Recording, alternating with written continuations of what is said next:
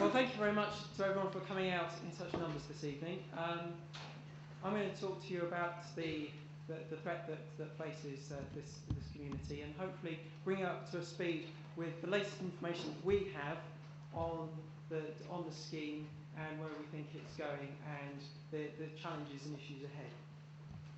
So I'm going to split this talk into three parts. The first part is about the freight interchange itself and the information that we have about it. The second part is a little bit about the Borough Green bypass, which is very much a linked issue. And the third, which has already been talked about in some detail, but I want to just focus on, is about the Infrastructure Planning Commission and the whole process by which this scheme might be determined. So, we've got a big crafty scheme on our hands. A little bit of background on the name. When it first emerged as a rail freight interchange to come to this area, it didn't have a name, so we gave it one. We gave it BIG because it's a big scheme. It's going to take up a huge amount of land. We also want to link it very explicitly to KIG, the Kent International Gateway at Bearsted, because in terms of its size, in terms of the damage it's going to do, it's very equivalent. Since then, the developers have come along and they've called it CRAFT. First, the Kent Rail Aggregates Freight Terminal, and then they took the aggregates bit out. We're not quite sure about that. So, anyway, in terms of, I just want to leave the name issue there. I know there's some discussion about it, but let's focus on the key issues. The key issues are, first of all, the area itself we're talking about is about 250 acres or 100 hectares, which is the equivalent of 140 football pitches. And I did a bit of background to sort of bring that to a human scale. And basically, I think you can have every league and non-league football team in this country, Scotland, England, and Wales, playing simultaneously, and there'd still be some pitches empty. So that's kind of how big this thing is. It is within the London metropolitan green belt, the whole of the site, and part of the site is within the Kent Downs area of outstanding natural beauty. And in terms of the local concerns, it does fall, as has been already mentioned, within the parishes of Platt, Borough Green and Wrotham. The backers, as we know, are Cemex and Borough Green Sandpits, and they have now been joined by this little plethora of hired mercenaries to produce these wonderful designs and reassure us that it's all going to be lovely and wonderful and butterflies everywhere. The information that we have, most of it comes from the submission that they've made to the KIG inquiry in Maidstone. And in that they are saying that it is a better scheme than the Bearsted scheme. And some of the major reasons behind this is that they say that it's a better size, it's a better shape because it's more kind of rectangle rather than sort of long and stringy. They say it's kind of messed up already. It's already been used, and it would be suitable for 24-hour, 7 days a week operation, which I'm sure will fill everyone with a huge amount of glee of shunting trains and roaring lorries 24 hours a day. In it, they also explicitly say that they would make a contribution to the Borough Green bypass, but they say that it's not actually essential to the bypass. The scheme can operate without having the bypass built in. And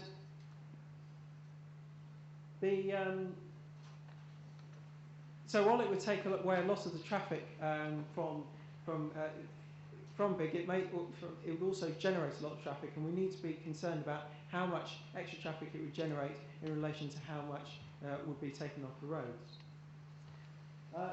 This picture is the latest plan that we have of the site, which shows some very large sheds. The red line through the centre is their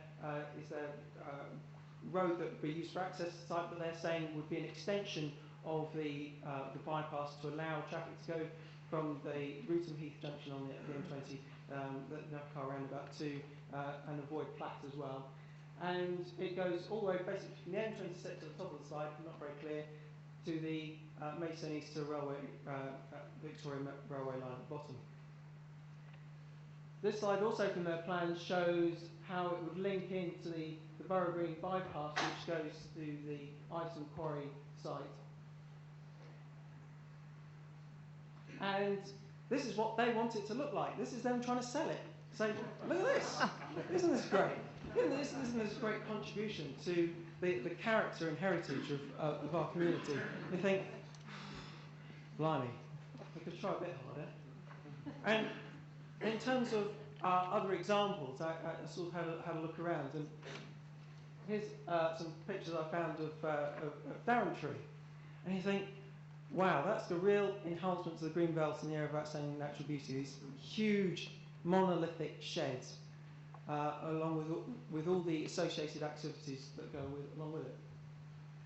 So the local impacts are the same as are being discussed pretty much with the KIG inquiry at the moment in Fair State. So all the noise disturbance, light pollution, and also probably more so than KIG, the issue around groundwater pollution, because obviously the sandpits area at the moment is excavating Folkestone sands. That's part of the lower green sand aquifer that South East Water have a number of major important boreholes from.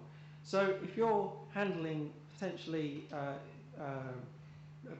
hazardous material, or just the oil and antifreeze and stuff associated with vehicles, and also the fact that when I used to work for the Environment Agency, I had an issue in Crayford when I was doing a licensing job for Thames Water, that they had a borehole next to a railway line.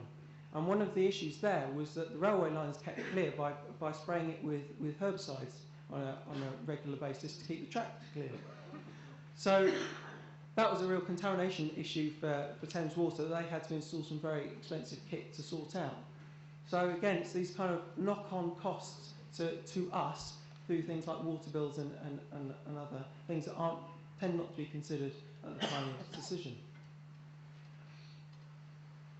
Craft and the ceramics kept very tight-lipped over the summer, and then on the 12th of October, the day before the KIG inquiry kicked off, they suddenly went on a PR splurge.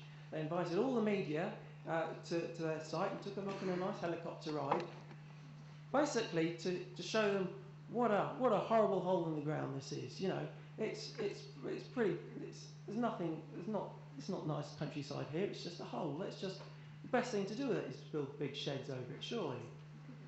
And we've got to watch out for that sort of thing, because actually a lot of the site looks like this. It's open, productive farmland with important habitats for a whole range of wildlife. And we're joined here today by volunteer Joe Richards, that's involved with the Kent Reptile and Amphibian Group. And one of the things that she's asked is that you can get involved. One of the things you can get involved with is doing a reptile and amphibian survey in your own home. And hopefully you'll have picked up a form. And if you have any queries, Joe, please just stand up a second. Oh. So if you have any queries, go and talk to Jo after the meeting, and she'll be able to fill you in about that side. So, what do the professionals say about rail freight interchanges in Kent? Well, this is an interesting quote that came out a few months ago by some eminent consultants that said Kent ranks as the second worst place in the UK for a national freight depot. And that applies as much to this scheme as it does to KIG. And you just think, then why are they proposing one here? What is the rationale? Is it really just an opportunistic sort of attempt to squirm out of their obligations and make a bit of money? We're talking about the green belt, which was mentioned earlier.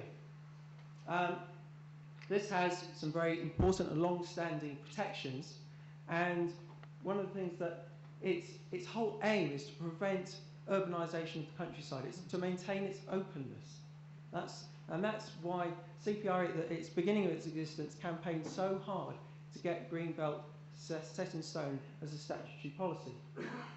There is a presumption against inappropriate development, and therefore, any scheme like this scheme we have in our